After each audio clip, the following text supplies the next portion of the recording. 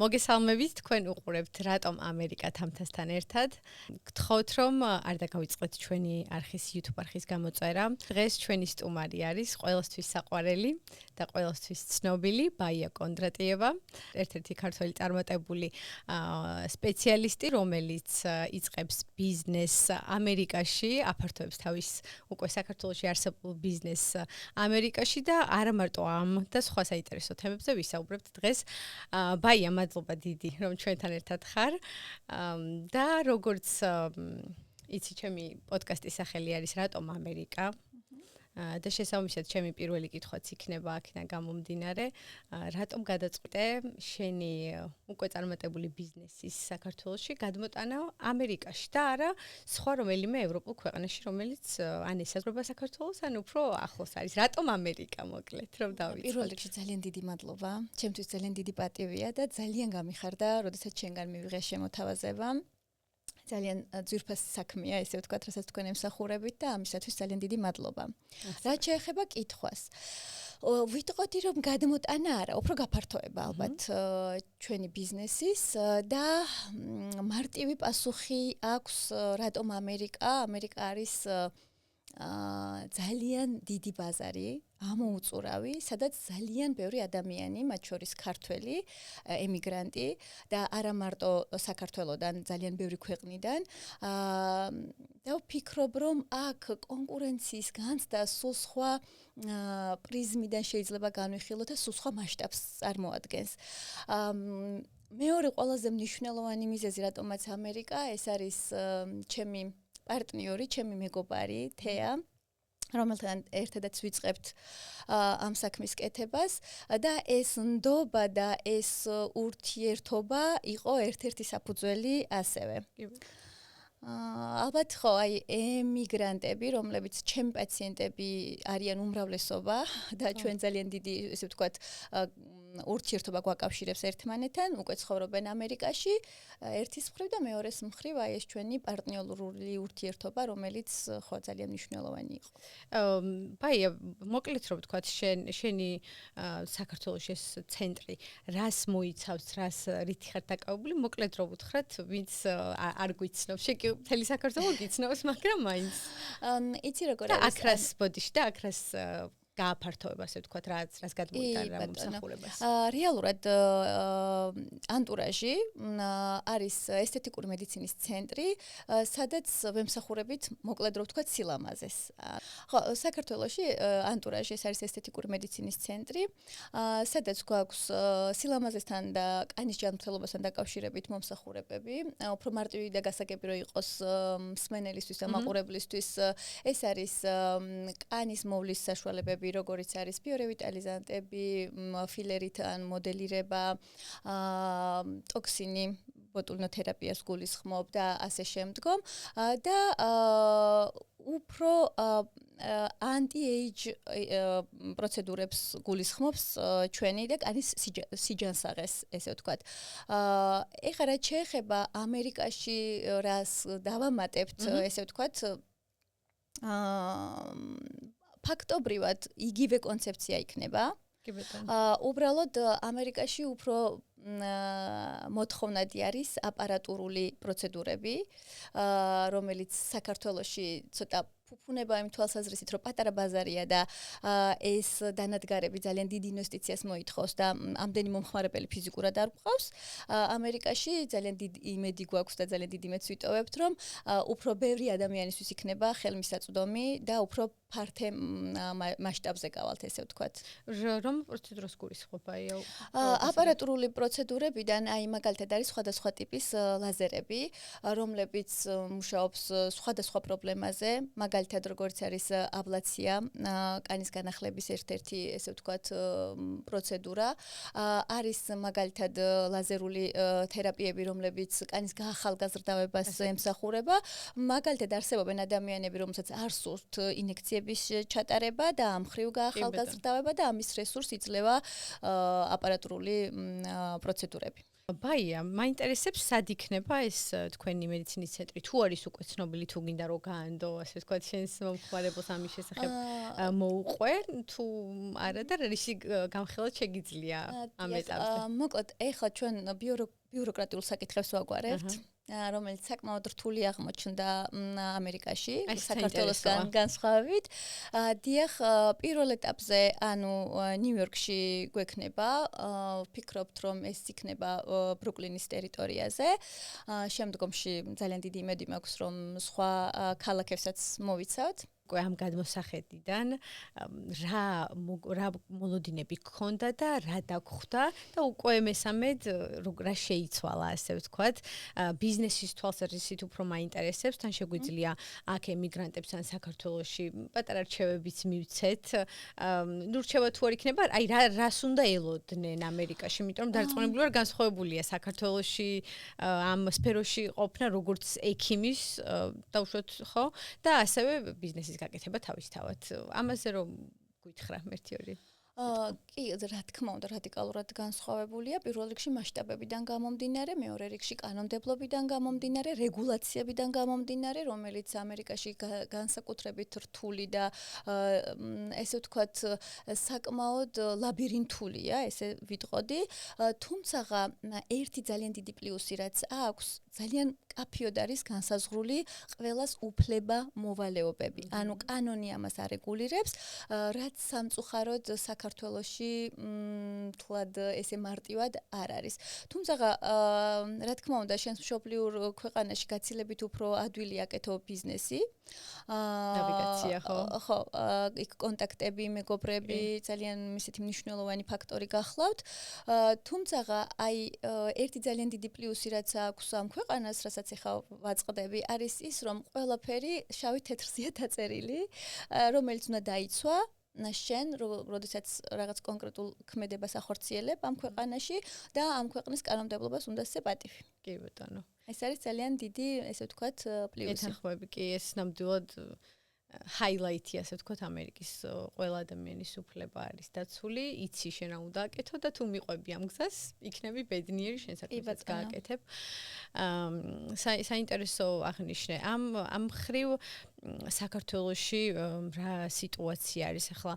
შენ ბევრი მომხმარებელი ყავს საქართველოში და როგორ განსხვავდება ქართული მომხმარებელი, შენი პაციენტები ამერიკელებისგან თუ გაქვს ამასთან დაკავშირებით ინფორმაცია და პირდაპირ გეტყვი, მზად ხარ თუ არა შენი ასე ვთქვათ ხო სტაფი ვინც ყავს ვისაც მოიაზრებ ამ ბიზნესში რომ აი ამისთვის ეს გამოწვევისთვის, იმიტომ რომ ქართველი მომხმარებელი კი არის საკმაოდ მომთხოვნი, ხო, არის საკმაოდ მომთხოვნი, მაგრამ ამერიკელი მომხმარებელი კიდევ განსხვავებულად ითხოვს ამ ყველაფერს, ხო, სხვა სტანდარტია, სხვა დონეა, იქ გაუგებრობის შემთხვევაშიც გადაჭრის გზებიც სულ სხვა არის. აი ამასთან დაკავშირებით რა სიტყვი? კი, ბატონო. იცი, საქართველოში ერთი დიდი მინუსი და ამას ყოველთვის აღვნიშნავ არის ის, რომ ჩვენთან კომპეტენციები არ არის გაწერილი. ანუ ესთეტიკურ მედიცინაში ვინ რა უნდა აკეთოს და ვის რისი უფლება გვაქვს, ძალიან მკაფიოდ არ არის ცნობილი. დიახ, კანონმდებლობის დონეზე არ არის გაწერილი.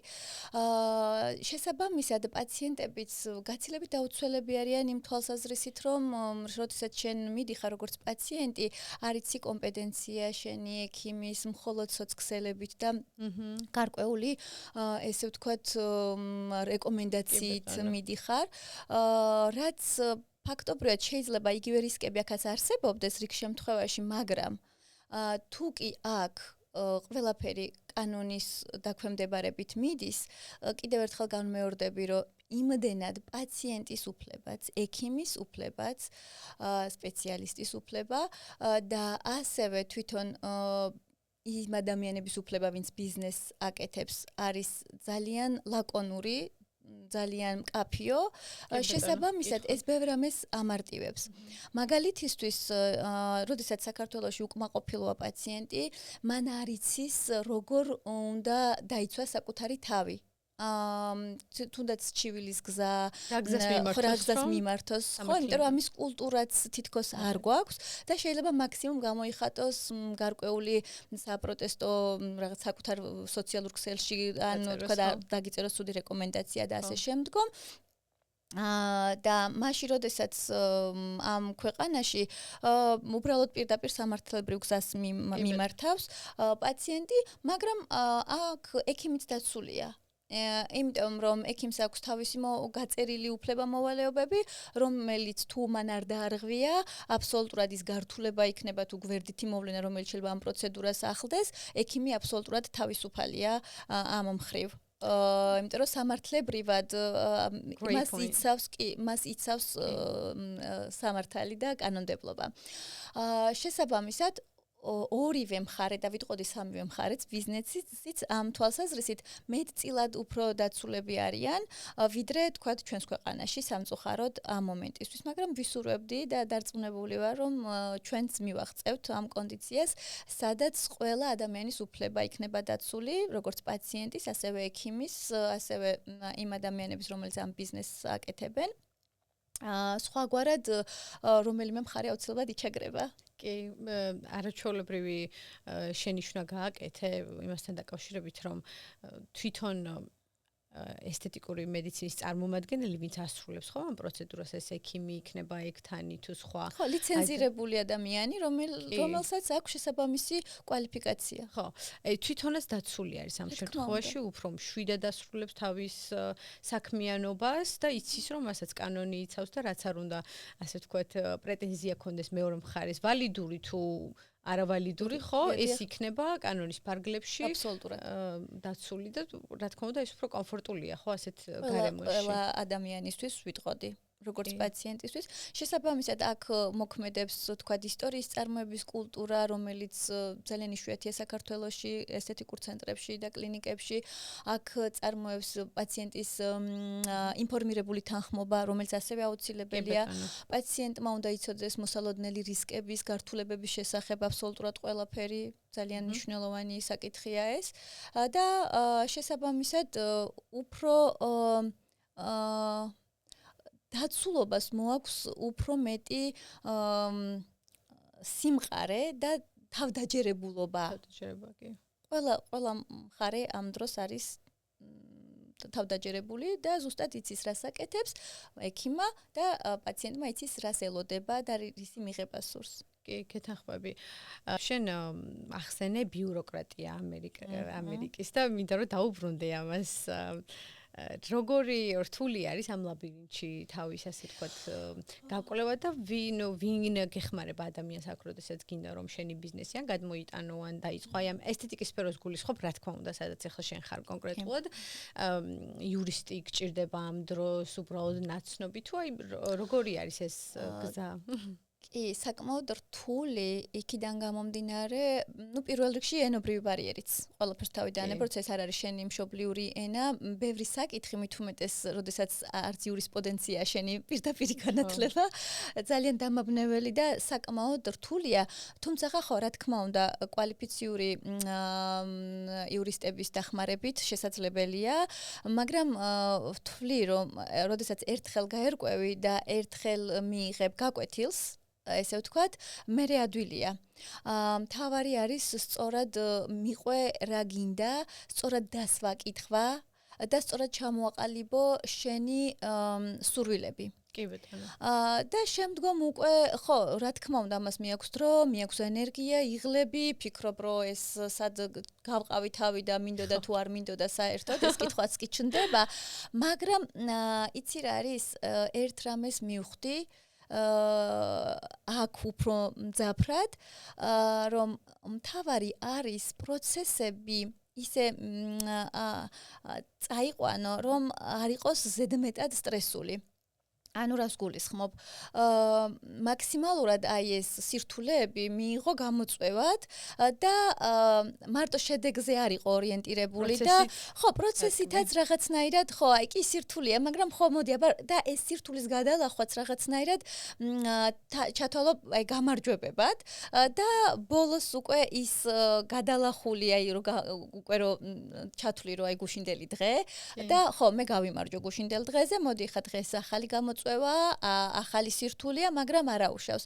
ხო, საკმაოდ ძნელია ფსიქოლოგიურადაც, მორალურადაც, ხო, არ არის მარტივი, თუმცა ხო, აი ფიქრობ, რომ აქ ყოფნა მე ხა ეს მასწავლა. რომ ხო, ყოველი დღე, შენ მიზნამდე მისასვლელი ყოველი დღე, შენ თვითონ უნდა შეძლო, რომ პოზიტიურად აღიქვა სირთულე, გამოწვევა, ადამიანთან კომუნიკაცია, მაგალითად ეხა აქ გარდა იმისა, რომ ეს დისტანციაც რთულია და მასშტაბი დიდია, კომუნიკაციაც რა, საქართველოში რომ ერთ წამში რეკა ვაკეთებ ყველაფერს და იქ მეგობარ შეაწუხებ, რომ აი ხა შემიწუხე, რომ ცოტა დამიჭიქა, როს გამირკვია. აქ ესეთი რამე არ არსებობს, არის თავისი ვადები, შემშვიდად უნდა ელოდო ამ ვადის გასვლას და ნუ აი ეს აუღელვებლად ემოციების კონტროლის, მაქსიმალური კონტროლის ქვეშ და ასე შემდგომ. თუმცა ხო, აი ვიტყოდი, რომ რეალურად ნებისმიერი მიზანი, რაც ადამიანს, ესე ვთქვათ, გამოტივირებს და ამოძრავებელია შენთვის, სირთულეები ახლავს. ეს წარმოუდგენელია რო არ ახდეს და შესაბამისად აი ამ სირთულების გადალახვის სიამოვნება არ უნდა მოიკლო ადამიანმა, ანუ მუდმივად სტრესში არ უნდა ამყოფო საკუთარი თავი. აი გეთახვები აბსოლუტურად. ახლა შენ ახსენე რომ ახალ რაღაცებს სწავლობ აქ, ხო? და აი გუშინდელი დღე მე იაზრებ რომ ეს არის გამარჯვება.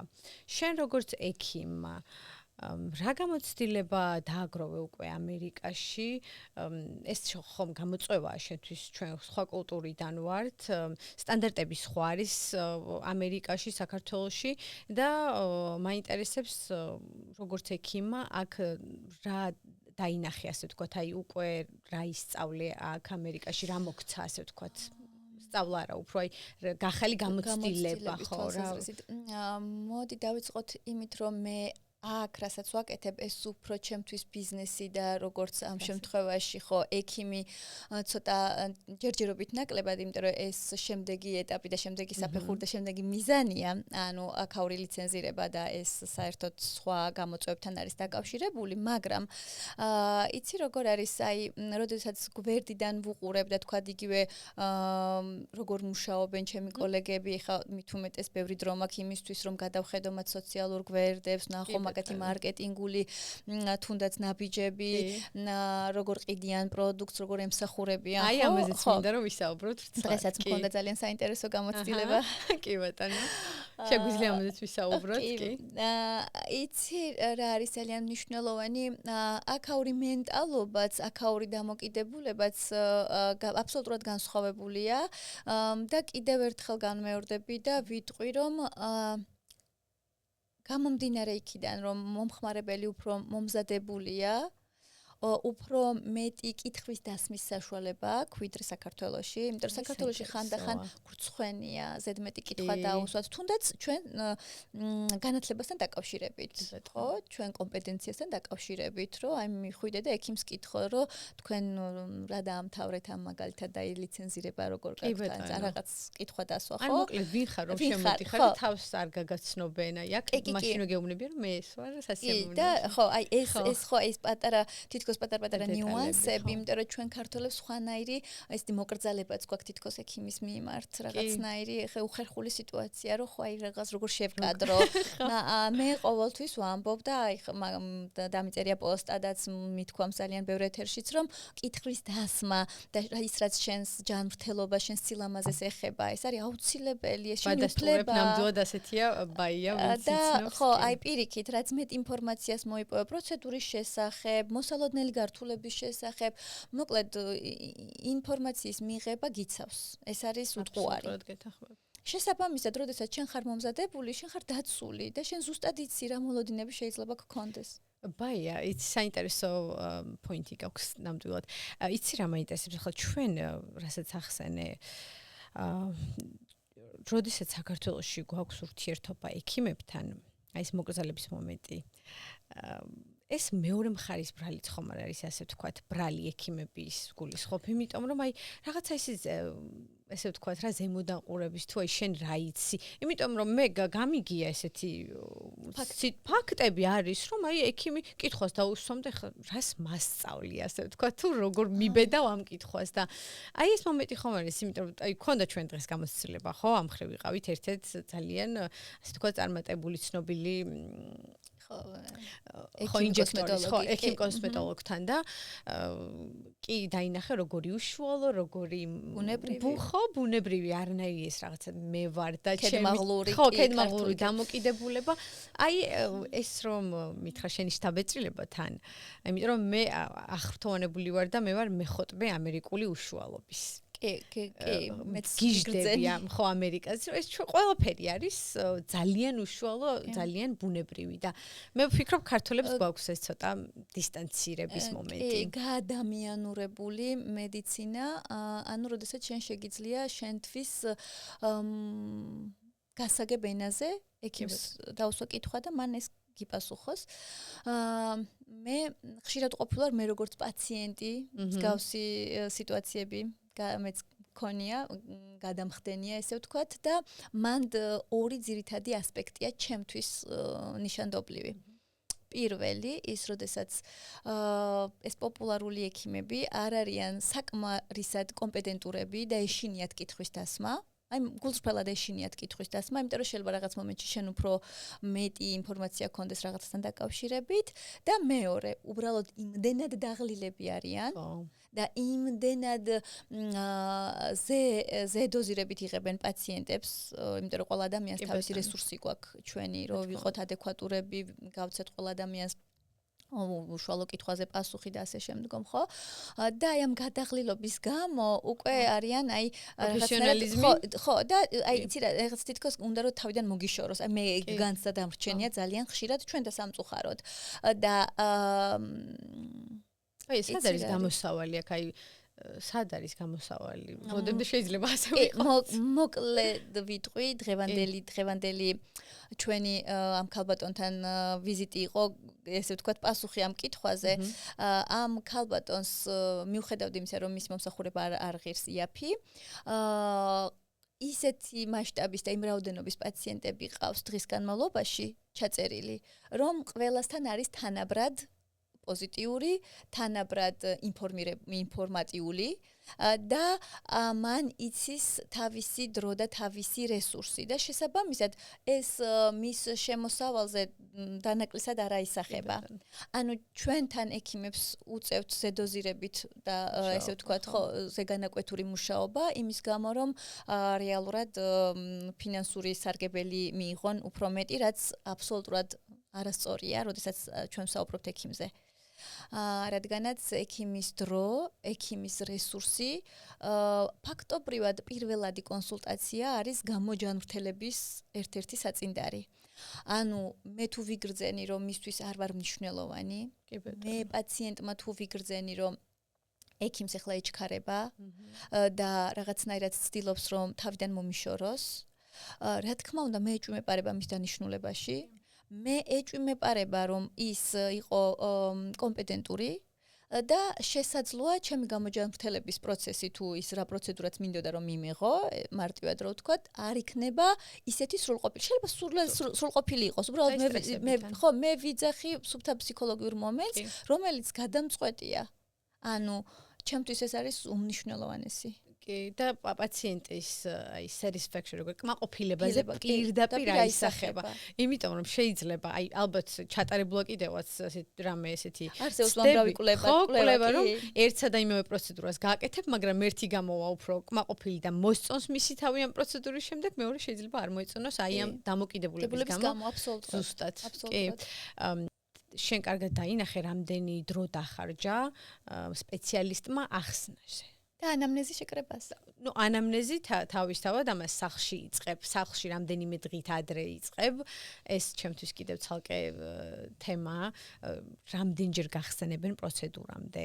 მე მგონი საქართველოში არის ეს პრობლემა, როცა აუქმებენ პაციენტები პროცედურას, შემდგომ რა თქმა უნდა ზარალდება ექიმი, ესეც არის ხომ? და აი როგორ აირიდო თავი, ეს ხო შენ ინტერესიც არის, ნუ გააგზავნე ეს ერთი იმეილი თუ ერთი SMS-ი ხომ შეიძლება.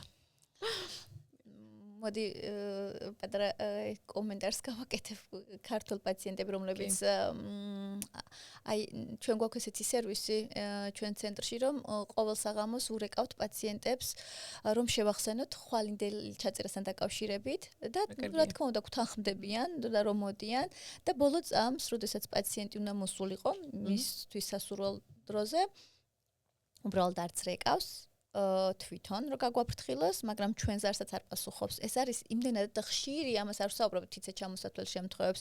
თითქმის ყოველდღიურად მინიმუმ 1 ან 2 პაციენტი იქცევა ასე. და მე ჭვი მაქვს რომ არ გაქვთ სადეპოზიტო. გაქვთ და მაინც ხდება. ხო, არა, სამწუხაროდ არა, საქართველოში ეს ფაქტორი სხვანაირად მუშაობს არ ვიცი სხვა კლინიკებს როგორ აქვთ, სიმართლე გითხრათ, არ გამიგია, მაგრამ ჩვენთან ცოტა რთულად არის მანდ ორი ეს სუბტაფსიქოემოციური მომენტიც პაციენტთან მიმართებაში, იმიტომ რომ ჩვენი ვფიქრობ ადამიანები საქართველოში არ არიან მზად, კი, ფსიქოლოგიურადაც, ანუ რაღაც თითქოს არ მიიღებენ სწორად. მე მგონი დაიწყეს, იმიტომ რომ მქონდა რაღაც გამოცდილებები მედიცინაში ვერ გეტყვი, მაგრამ სხვა მომსახურებებზე და გადამიხდი, აი ბეს ეძახიან მე მგონი საქართველოში. ხო, შესაძლოა, ხო ჩვენ ცოტა ხო თითქოს გეუხერხულება ამაზე საუბარი, იმიტომ რომ რაღაცნაირად პირდაპირ სინამდვილეში ეს რეალურად ჩვენს ბიზნესს აზარალებს, მაგრამ თითქოს რაღაცნაირად არ გინდა ასე დაწვრილმანდე, თუ რა ვიცი როგორ თქვა, ხო, წარმოუდგენელია. ხო, აქ წარმოუდგენელია ამ რეალობაში. ეხლა რომ დაუბრუნდეთ შენს კითხვას, რამდენი დრო დახარჯა, როგორც ანამნეზის შეკრება, ასევე ახსნა ინფორმაცია მოეწოდებია მაქსიმალური, ეს იყო მისი ზე პროფესიონალიზმი, ესე ვიტყოდი და სწორედ ეს აღნიშნე, რომ მას ჰქონდა ამისთვის დრო გამოყოფილი. მან და არ იყო, რომ აი ხა კიდე ელოდება ვიღაც და მე კიდე ვიღაც და აი ესე უნდა შენი დრო მოიპაროს, რომ სხვას დაახარჯოს, ანუ ეს ბოდიშბე, რომც მოიპაროს, აქ მე მგონი სხვა ფაქტორიც არის, რომ ეს რეკლამას უკეთებს ასე თავს და თავის ბიზნესს, რომ ეს შესაძლებელია, მაგრამ მე ვფიქრობ რეკლამაზე მეტად უკვე ხასიათშიც მე ეს გიყალიბდება, ერთგვარი კულტურაშიც გადადის, რომ მე შენ სხვანაირად უბრალოდ არ შეგიძლია, როცა შენი საქმე გიყვარს, როცა შენ თავს პატივს ცემ და როდესაც შენთვის პაციენტი არ არის რიგითი ადამიანი და დღევანდელი აი კონსულტაციის ფული არ არის ყველაფერი, იმიტომ რომ ჩვენ ხო საუბრობთ დაბერების საწინააღმდეგო პროცედურებზე, რომელიც ერთჯერადი ეს პაციენტი არაფრით არ შეიძლება იყოს. ის შეიძლება მთელი ცხოვრება შენ გამოყვეს და პირიქით თუ შენ მასში გამოიწვევ ნდობას, სიყვარულს, პატივისცემას, ის მთელი ცხოვრება შენთან იქნება. სწორედ ამიტომ ეხა მასთან დაგენანოს დრო, ან დააკლო ის ყურადღება, ან ემოციური კავშირი. და ეს ემოციური კავშირი იყო ძალიან მნიშვნელოვანი. არ ვიცი აკვირდებოდი თუ არა ეს ვერბალურად და არავერბალურად რამდენჯერ დაამყარა შენთან ესეთი კომუნიკაცია, რომ გეგრძნო, რომ უსაფრთხოდ ხარ. ეს არის ძალიან მნიშვნელოვანი. კი, მე მაინტერესებს ზრუნავ შენზე, ასე ვთქვა. და შენ ზვირფასი ხარ. და მე გაამიჩნდა განცდა ქალბატონთან, რომ დღეს თითქოს მარტო შენ იყავი დედოფალი მისთვის, ანუ სხვა პაციენტები არ არსებობდნენ, იმიტომ რომ დღეს ეხა ეს დრო და ეს მისი ეს თლიანი რესურსი იყო 100%-ით შენს მიმართ. გეთახმები კი და განცდებით დაემთხვა, რომ მისი ეს მონდომება აისახა ნამდვილად პაციენტზეც. აქვე რადგან ვახსენე რეკლამა, აი ამ ხრივ როგორ არის საქართველოში სიტუაცია, რეკლამა როგორ კეთდება ესთეტიკის, რა გზებს მიმართავს ექიმი თუ ბიზნესი, ასე ვთქვათ, რომ გაუკეთოს რეკლამა და აქ როგორ არის, შენ მქონია ხო შეხება აქ როგორ უკეთებენ რეკლამას და მაინტერესებს შენი პირველი განცდა და პირველი განცდის შემდეგ თუ შეგეცვალა, ასე ვთქვათ, აზრი და დამოკიდებულება. იცი როგორ არის, მე ვფიქრობ არა მარტო საქართველოში, ან ამერიკაში, მთელ მსოფლიოში დღეს სოციმედიას აქვს ნომერ პირველი როლი რეკლამის და ცნობადობის გაზრდის თვალსაზრისით, ეს არის ნომერ პირველი.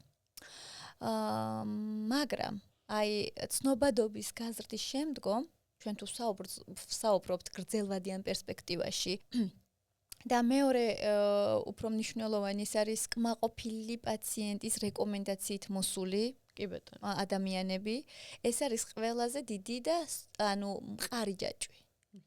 იმიტომ რომ შეიძლება სოციმედიით დავინტერესდი, მომეწონა რაღაც თქვა ეგრეთ წოდებული დედა ანუ შემდგომი ფოტო და ამით მივედი, მაგრამ იქ არ დამხვდა ის რა მოლოდინიც მე მქონდა და აღარ მივალ და აღარ გავუწევ რეკომენდაციას.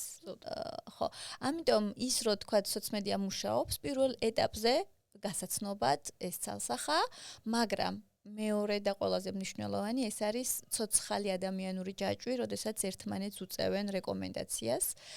ყოველ შემთხვევაში. საქართველოში რივიუებს წერენ ასე მე მგონი არ არის ეს ხო სოციალურ Excel-ში გუგლში რომ დაუწერო რივიუ. ხო, სხვათა შორის მანდ ცოტა სხვანაირად გვაქვს არის გოგოების ძალიან კარგი ჯგუფები. კი ბატონო. სადაც ძალიან ჯანსაღ და სწორ რეკომენდაციებს გასცემენ გოგონები, რომელთაც ძალიან ვამაყობ მე პირადად.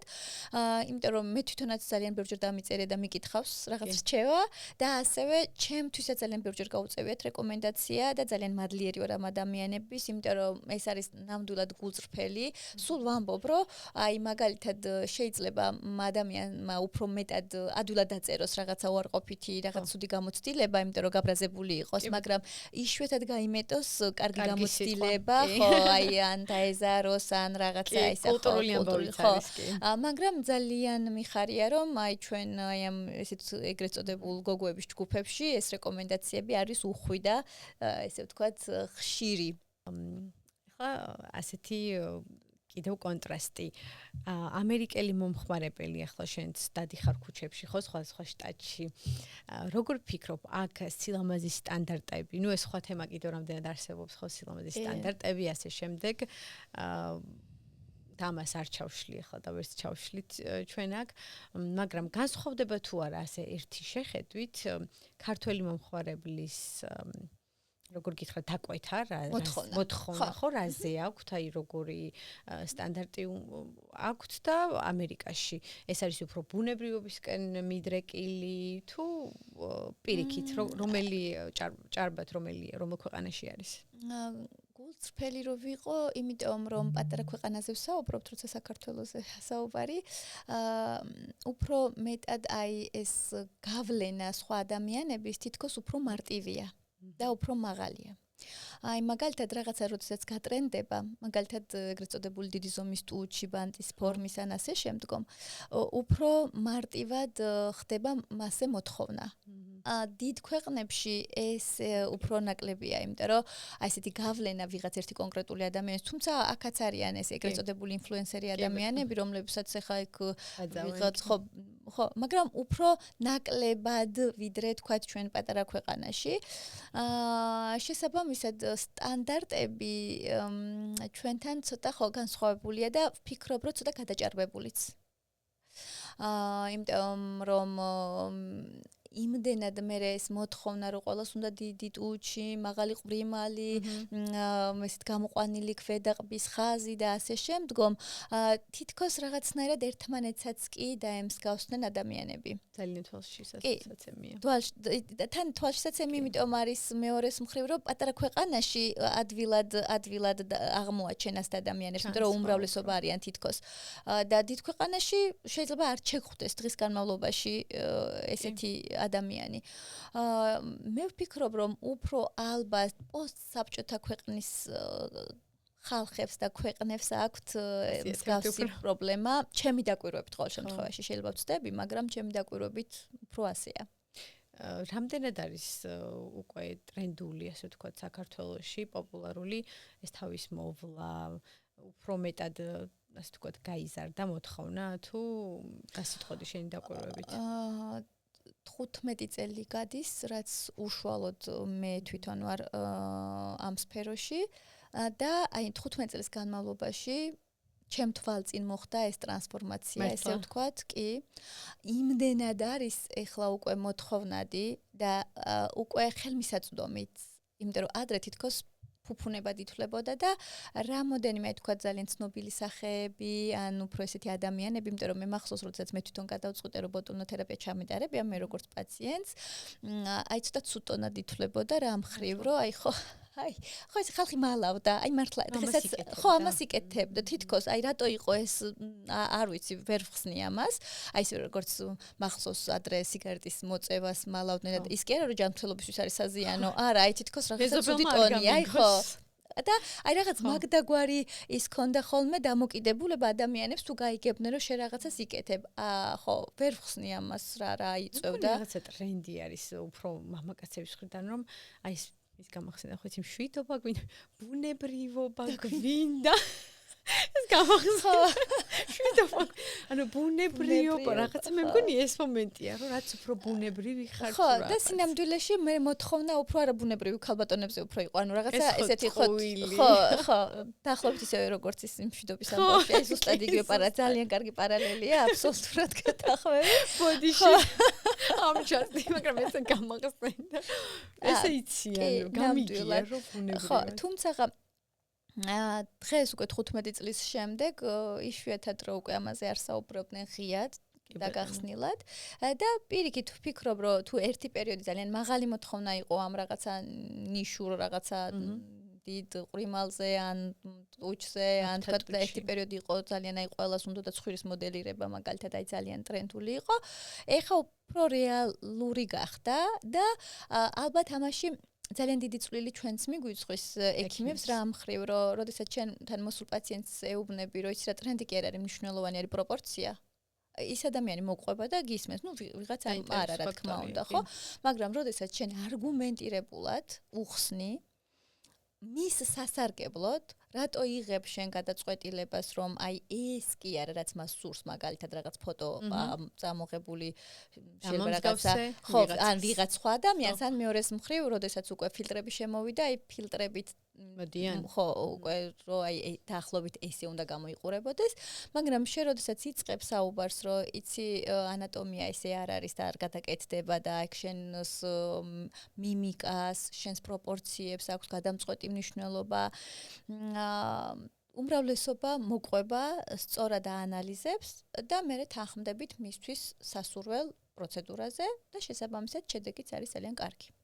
ნუ ეს მეორე მხრიდან რომ ექიმები სწორად ახსენე რომ ექიმების დამსახურებაა რომ ცნობიერება ამაღლდა ასე ვთქვათ ინფორმაციას აწვდიან ხო პაციენტებს ეს ხო კეთილსინდისიერებასთანაც მიდის ბაია თუ ექიმი არ არის კეთილსინდისიერი იგივე დღევანდელი გამოცდილება ის სარგებელს ასე ვთქვათ აიღებს შენგან და შეიძლება სავალალო შედეგამდეც მიხვიდე დღესაც სამწუხაროდ ძალიან ბევრი შემთხვევა გოგოები წერენ რომ აი თავიანთი ტუჩების ფოტოებს აზიარებენ თუ იქ რომ აი რას დამამსგავს ეს ასე ვთქვათ ხო ექიმს ვენდე აი ეს მომენტიც ხომ არის რადგან რეგულაციები არ არის თითქოს ყველას შეუძლია გააკეთოს ეს ინექციები ამას ვინმე არეგულირებს საერთოდ საქართველოში ან რაიმე ან ამას ახსრულება როგორია თუ არის კანონი სამწუხაროდ ამ მომენტისთვის და ნაქვე მინდა ვახსენო რომ ჩვენ ჩამოვაყალიბეთ ესეთი მნიშვნელოვანი ორგანიზაცია ასოციაცია გაია რომელიც სწორედ ესე ვთქვათ მთავარი თემა ჩვენთვის და მთავარი ნიშა რაც გვაქვს არის ამ რეგულაციების არსებობის მოთხოვნა რომ რაღაცნაირად ჩარჩოში მოექცეს ესთეტიკური მედიცინა, იმიტომ რომ ეხა ალბათ ერთი პოდკასტის თემა რო ჩავშალოთ არ იყოფა და ხო ცოტა ღრმა და ძალიან როგორ გითხრა კი და ძალიან პრობლემური ვიტყოდი იმიტომ რომ ნებისმიერ სფეროში არ არსებული ესე ვთქვათ კანონმდებლობა, რეგულაცია ქმნის ქაოსს. ნებისმიერ არა მარტო მედიცინაში, მაგრამ მედიცინაში მით უმეტეს, როდესაც სასიცოცხლოდ მნიშვნელოვანია ჩვენ შემართლობას, ჩვენ სილამაზეს ეხება. რამე წინსვლა არის ამ გაიას ინიციატივებით? საკანონმდებლო სფეროში ყავთ იურისტი ვინც ამ ხრივ რაღაცას აკეთებს ან კი, ანუ ჩვენ თვითონ ორგანიზაციას გვყავს ძალიან კარგი გუნდი, აი ძალიან კარგი პროფესიონალებისგან დაკომპლექტებული და ძალიან ბევრს მუშაობთ, თუმცა უმნიშვნელოვანესია სახელმწიფოს ნება. რა თქმა უნდა. და ამ შემთხვევაშიც მე ვფიქრობ, რომ მომხმარებელზე ძალიან ბევრი რამ არის დამოკიდებული, რა თვალსაზრისით, რომ როდესაც შენ ხედავ, რომ რაღაც გარკვეული რეგულაცია არ არსებობს, ვალდებული ხარ თავად გაერკვე, თავად მოიძიო კომპეტენტური ადამიანი იმიტომ რომ ეხლა მაგალითად ჩვენ ასოციაციის ვებგვერდზე განთავსებული გვაქვს ყველა ნებისმიერ სპეციალისტი, ვინც ამ სფეროში მოღვაწეობს ხო საქართველოში და ვინც გამოხატა სურვილი რომ გაწევრიანებული იყო, მისი განათლება მაგალითად შეგიძლია უბრალოდ ხელმისაწვდომი აბსოლუტურად ყველაფერი მის შესახებ და ხო ვფიქრობ რომ ეხლა თქვათ 21 საუკუნეში სადაც აი ძალიან ბევრი გზა არსებობს იმისათვის რომ შენ იყო ინფორმირებული და დაიცვა ამ ხრივ შენი თავი. ეხლა ვფიქრობ რომ ამერიკის მოქალაქე რომელიც მიდის მაგალითად ძალიან დიდ ლიცენზირებულ კლინიკაში მას შეუძლია მისეს თავის ფუფუნება რომ თავიდან არ დაიწყოს ესე ვთქვათ ეგრეთ წოდებული რისერჩის გაკეთება და არ მოიძიოს რაღაც განსაკუთრებული ინფორმაცია. თუმცა ვთვლი რომ მანდაც რაღაც დოზით საჭიროა მაგრამ დაცულობა განსაკუთრებით მაღალია ამ შემთხვევაში. რამდენად ინფორმირებული არის ქართველი პაციენტი? აი, ანუ სურვილებსაც გულისხმობ, იციან რა უნდა სანამ მოვლენ შენთან, აი შენს კლინიკაში ხო ესეთი კონცენტრში და ამერიკაში როგორ არის ამ ხრივ აქ იცის პაციენტმა რა უნდა, როგორ შედარებას გააკეთებდი მაინც? იცი როგორ არის, აი რასაც ვამბობდი, ანუ ამ 15 წლიანმა გამოცდილებამ აჩვენა, რომ ძალიან გაიზარდა მომხმარებელი, დღეს უკვე საქართველოში იცის. ყოველ შემთხვევაში ანტურაჟის მომხმარებელმა უმრავლესობამ ზუსტად იცის რა უნდა. კი და როდესაც თქვათ მისი სურვილი და ჩვენი შესაძლებლობა არ ემთხვევა ერთმანეთს, მოყვება და იგებს, რომ ეს შეუძლებელია მაგალითად. და ამ ხრივ ვფიქრობ, რომ ძალიან გავიზარდეთ. აი ამ ხრივ ძალიან კი ნამდვილად გაიზარდა მომხმარებელი. აღარ აქვთ ის არარეალური სურვილები პირობითად, ან თუ აქვს მოყვება, როდესაც შენ უხსნი.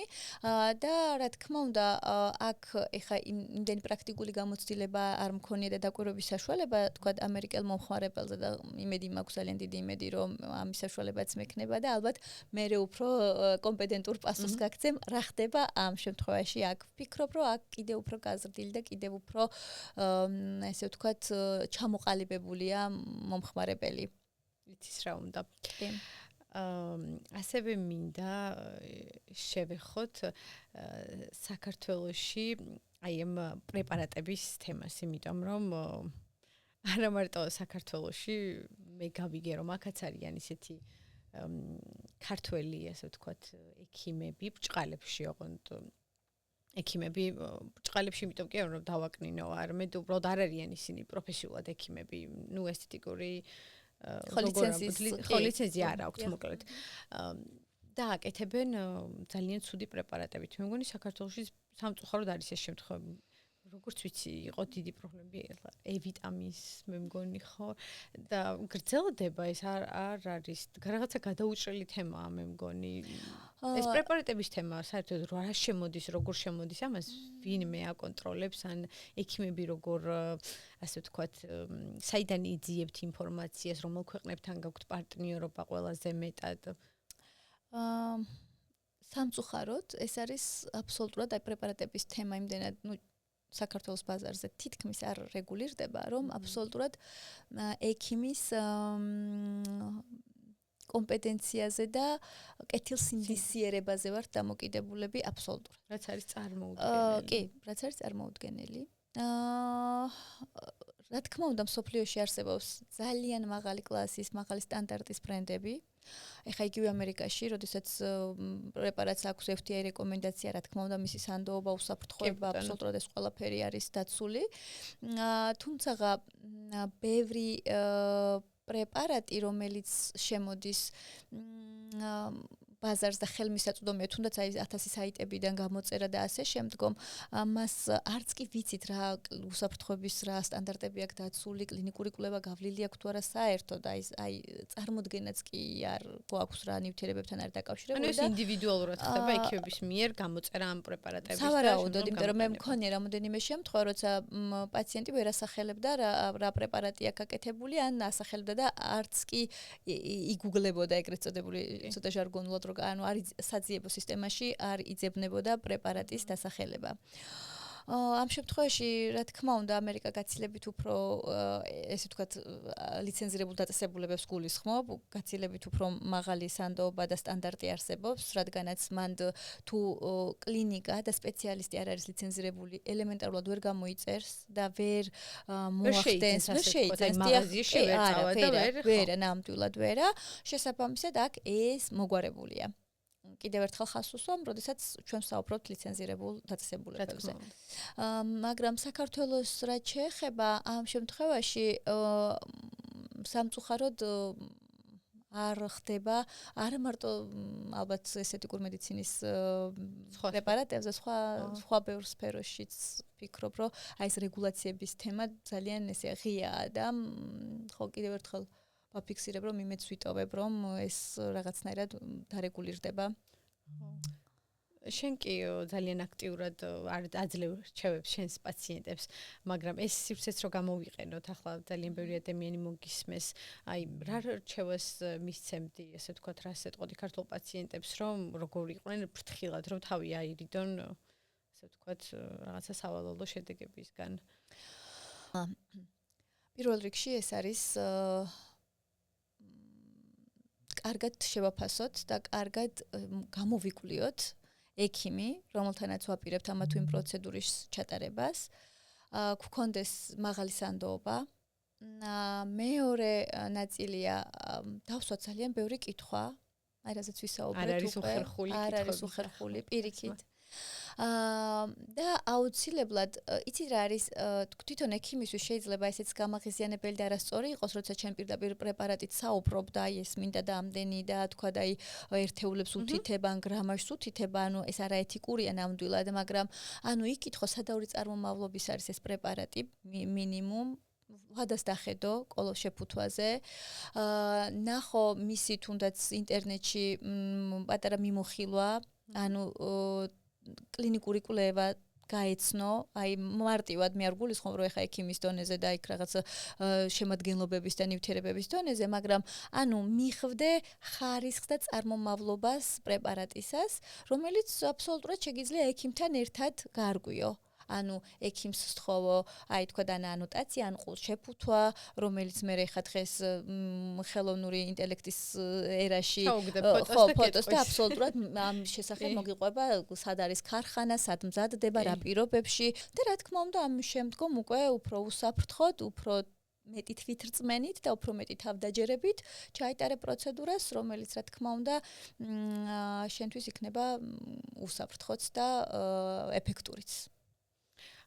ბაია სტანდარტი, რასაც საქართველოს სწორებას აკეთებს აი ქართველი ექიმები. არის ამერიკა თუ თქვენთვის რა არის მაინც აი რაზე აკეთებთ სწორებას, ხო, რაღაცა ახალი კვლევები არის თუ ხო, რა კონკრეტულ პრეპარატთან მიდგომები, მაინც სად იყურებით საით? ხო, იცი გულწრფელი რომ ვიყო ამ მიმართულებით, ნუ მაინც ვფიქრობ, რომ ევროპა ლიდერია. იმიტომ რომ ჩვენთვის თუ შენი აზრი არის რომ ევროპა ის ლიდერია. არა, იცი რა არის, ეხლა რომ შევადაროთ თვითონ პრეპარატების წარმოება იქნება თუ კონგრესები, ესთეტიკური მედიცინის კონგრესები ძალიან დატვირთულია. რა თქმა უნდა, ამერიკაშიც არის და ძალიან მაღალი დონის და ასე შემდგომ, მაგრამ ვფიქრობ, რომ რაღაცნაირად თითქოს სტანდარტი მაინც იქ ყალიბდება და მერე ის ვრცელდება, იმიტომ რომ აი საფრანგეთი, იტალია, აი ესეთი ქვეყნები უფრო დიდ როლს თამაშობენ, დიდი მოთამაშეები არიან. რა თქმა უნდა, ბაზრის თვალსაზრისით ამერიკა იმდენად დიდი და მასშტაბურია, ну, თავისთავად კი, ახდენს გავლენას, თუმცა მაინც ვფიქრობ, რომ ესე ვთქვათ, პირველი ჩანასახი და აი პირველი ეს რაღაცნაირი თუნდაც ტრენდი რა იყოს, ტენდენცია როგორ იყოს, მაინც ვფიქრობ, ევროპა ძალიან დიდ როლს თამაშობს. კორეაზე რას ვფიქრობ, საკმაოდ პოპულარული. კი, კორეა საერთოდ კიდე სხვა სამყაროა, ვიტყოდი, იმიტომ რომ ტრენდებიც კიდე განსხვავებულია. ერთ-ერთი პირველია მსოფლიო ბაზარზე. უბრალოდ კორეასთან მიმართებაში ერთი რაც არის ძალიან მნიშვნელოვანი, როდესაც კორეას აქვს არაჩვეულებრივი ადგილობრივი კვლევები პრეპარატების არა ნაკლები ვიდრე FDI-ა, რომელიც აძლევს თანხმობას, ესა თუ ის პრეპარატი, ესა თუ ის ნივთიერება ადამიანისთვის იყოს უსაფრთხო და ასე შემდგომ. მაგრამ ის რაც მე მთელ მსოფლიოში ძირითადად ვრცელდება კორეული პროდუქტი, მაგალითად რომელიც ქართულ ბაზარზეც არის და ასე შემდგომ, ანუ ექსპორტზე რომელი პროდუქტებიც გადის, ძალიან ბევრ პროდუქტს შეიძლება არ კონდეს ეს რეგულაცია გავლილი. აი გადის ექსპორტზე ამის გინდა. მან არის ძალიან მნიშვნელოვანი თუ კი ჩვენ საუბრობთ მაღალი ხარისხის კორეულ პროდუქტზე, რა თქმა უნდა, არის ძალიან კარგი, თუმცა ის რაც მასიურად გამოდის, შეიძლება მანდ იყოს რაღაც კითხვის ნიშნები, ბევრი, ისევე როგორც ევროპულ პროდუქციაშიც ევროპული აუცილებლად არ ნიშნავს, რომ მაღალი ხარისხის იქნება. ასევე და კორეის მაგალითიც ან ამერიკის მაგალითიც, ანუ არის რაღაცეები, რაც მაგისთვის არსებობს ესეთი დიდი ორგანიზაციები, როგორც არის ევროპის წამლის სააგენტო მაგალითად, ან იგივე FDI ამერიკაში და ასევე კორეაში, სადაც უსაფრთხოება პირველ რიგში და ეს რასაც საუბრობდით კლინიკური კვლევა იქნება თუ აი ხო სტანდარტებით ხო ეს ამას უნდა აკმაყოფილებდეს ნივთიერებები რომელიც უშუალოდ ჩვენ შეიძლება პაციენტებზე გამოვიყენოთ. ბოლოს კი რომ წავიყვანოთ ბაია რამდენიმე ან ერთი რჩევასავით შენი შეხედულება, რასაც მისცემდი იმ ადამიანებს, ვისაც უნდათ ამერიკაში თავიანთი ბიზნესის ან გაფართოება ან გადმოტანა შეიძლება აქ ცხოვრება გადმოსვლა, შენი მიმართულებით, რა თქმა უნდა, ზოგადად ესეთი კონკრეტული არ არის საჭირო, რას ეტყოდი შენი გამოცდილებიდან, რას ფიქრობდი, რა დაგხვდა, რომ აი გაითვალისწინონ, ასე ვთქვათ. ხო, მე ვფიქრობ, რომ ეს მეორე პოდკასტის თემა უფროა, იმიტომ რომ უფრო მეტი გამოცდილებით შემეძლება უფრო ესეთი კონკრეტული და უფრო საჭირო და მნიშვნელოვანი რჩევები მივცემ. თუმცა ვთვლი, რომ ძალიან მნიშვნელოვანია გქონდეს მიზანი და დარწმუნებული იყო შენი მიზნის სისწორეში. თუ კი შენ თვლი, რომ პირობითად თავდაჯერებულობა და აი გააზრება ზუსტად მიზნის რა გინდა. საინტერესოა. ერთია რომ შეიძლება წარმოდგენა გქონდეს რომ აი ამერიკა არის თქვა პირობითად ოცნების და რაღაცა აი ყველა შენი სურვილის და მიზნის განხორციელების ქვეყანა, იმიტომ რომ ასე გვაქვს დაჯერებული ფსიქოლოგიურ დონეზე თითქოს, მაგრამ მეორე არის რეალობა, რა გამოწვევებს და რა სირთულეებს შეიძლება გადააწყდე, მაგრამ როდესაც შენ გულით გინდა და მიზნად ისახავ და ზუსტად იცი რომ ეს შენთვის, შენი ცხოვრებისთვის ძალიან მნიშვნელოვანი ეტაპია, არ უნდა შეგაშინოს სირთულე, მიუხედავად იმისა, რომ მასშტაბი არის განსხვავებული, დისტანციები არის განსხვავებული, კანონმდებლობა არის განსხვავებული, მაგრამ მიუხედავად ამ ყველაფრისა, შენ სწორად და ნაბიჯ-ნაბიჯ უნდა გაყვეს შენს სურვილებს და შენს მიზნებს. და თუ ჩათვლი ჩემსავით, რომ ის ქვეყანა, სადაც შენ გულწრფელად გინდა რაღაც გამოგივიდეს, ვფიქრობ, რომ გამოგივა. აუცილებლად გამოგივა, დარწმუნებული ვარ შენ და ყველა იმ ადამიანს, ვისაც აი შენსავით ეს შემართება აქვს, იცის რა მოტივაცია. კი, წარმატებას გისურვებ.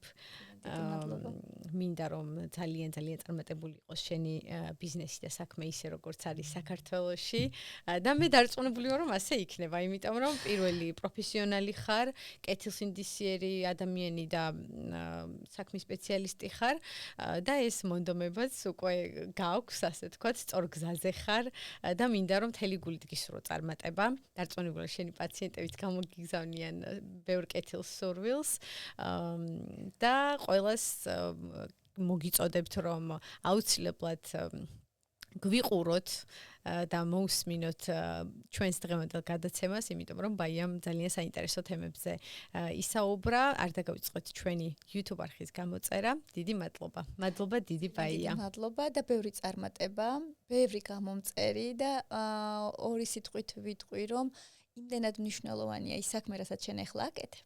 მადლობა. ქართველი ემიგრანტებისთვის და არა მარტო და იმ ადამიანებისთვის, რომელიც საქართველოდან გიყურებენ და შენგან იღებენ ძალიან სწორ და კომპეტენტურ რჩევებს და რაც ყველაზე მნიშვნელოვანია გულწრფელს და ეს შეიძლება არ იყოს ძალიან ესეთი მას პროდუქტი, რომ აი ყველასთვის ესე ვთქვათ, მაგრამ ძალიან მნიშვნელოვან და ღირებულ საქმეს აკეთებ იმ ადამიანებისთვის, ვისაც ეს ინფორმაცია სჭირდება. უღმესი მადლობა. ჩემი მიზანიც ეს არის, რომ ვისაც მართლა სჭირდება ინფორმაციის მოსმენა, მხარდაჭერა, რომ აი მარტო არ ვართ ჩვენ ამ დიდ გზაზე, რასაც ემიგრაცია ქვია და აქ გზის გავკვლევა, მე მინდა რომ მათთვის რაღაცნაირად ვიყოთ აუცილებლად და ხარ, უკვე ხარ და ძალიან დიდი მადლობა. მადლობა დიდი.